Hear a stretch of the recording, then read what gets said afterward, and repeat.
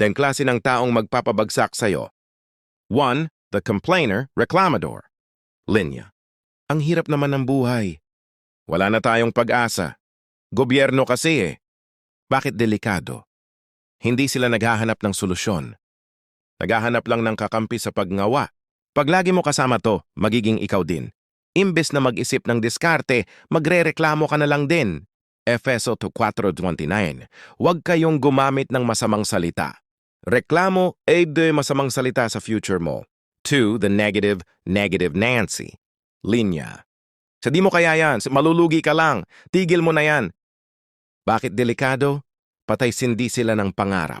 Bago ka pa magsimula, pinatay na confidence mo. Pag lagi mo kasama to, maniwala ka na talagang di mo kaya. Self-fulfilling prophecy. 3. The lazy as batugan. Linya. Bukas na lang. Chill lang. Pahinga muna. Pero araw-araw pahinga. Bakit delikado, mata? Nakakahawa katamaran. Pagkasama mo to, tama nga ang sipag ko masyado. Tapos tamad ka na din. Sa Wiikan 6:9. Hanggang kailan ka matutulog o tamad? Sagot. Hanggang mamatay ka sa gutom. 4. The liar, sinungaling. Linya. Promise. Pero napako. Wala ako pera, pero may bagong iPhone. Bakit delikado? Hindi mo alam kung kailan totoo. Pag negosyo, lulubog ka. Pag relasyon, wasak ka. Juan 8:44. Ang diablo, sinungaling at ama ng kasinungalingan. Pag sinungaling kasama mo, kampo niyan. Feed the victim, laging kawawa. Linya. Kasi mahirap lang kami. Kasi wala akong pinag-aralan. Kasi pinagtulungan ako. Bakit delikado? Laging may excuse. Walang accountability. Kasalanan lagi ng iba, ng mundo, ng gobyerno. Pero siya, wala. Pag lagi mo kasama to, matututo ka din magturo. Hindi ka na mag-grow. The jealous inggitero. Linya. Swerte lang yan. May backer kasi. Tahimik lang yan pero naghihintay bumagsak ka. Bakit delikado? Hindi sila masaya sa success mo. Pag umangat ka, sisirain ka nila patalikod. Chismis, siraan, inggit. Santiago 3:16. Kung saan may inggitan, naroon ang kaguluhan. 7. The user or manloloko. Hi, Linya. Bro, pahiram. Tulungan mo ko. Pero pag ikaw na kailangan, busy ako eh. Bakit delikado? ATM ka lang sa kanila. Ubus pera mo, ubus oras mo, ubus ka. Pag wala ka na maibigay, wala na din sila. Kawikaan 19:4. Ang kayamanan ay nagpapadami ng kaibigan, ngunit ang mahirap ay hiwalay sa kanyang kaibigan. Ouch! 8. The addict sa bisyo o drama. Linya. Last not to promise. Sa alak, droga, sugaw, babay o drama, laging may eksena. Bakit delikado? Gulo ang dala, hihilahin ka pababa.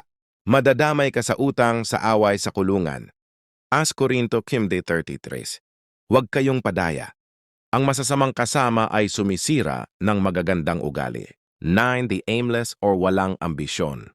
Linya. Bahala na. Okay na to. Ganito na lang habang buhay. Bakit delikado? Walang direksyon. Pag sumama ka sa taong palutang-lutang, maliligaw ka din. Kawikaan 29:18. Kung walang pangitain, ang bayan ay napapahamak. Walang pangarap, walang future. 10. The dream killer, tagapatay ng pangarap. Linya. Kalokohan. Yan. Mag-OFW ka na lang. Mag-asawa ka na lang.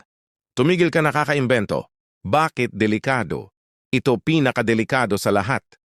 Sila yung papatay sa apoy mo bago pa lumiyab. Madalas. Pamilya mo pa to. Kaibigan mo pa to. For your own good daw.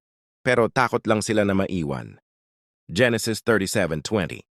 Halikayo, patayin natin siya, si Jose, at tingnan natin kung ano ang mangyayari sa kanyang mga panaginip. Ganyan dream killers. Paano mo sila iiwasan, tropa? 1. Kilalanin mo muna. Check mo chat mo. Sino laging negative? Sino laging nangihiram?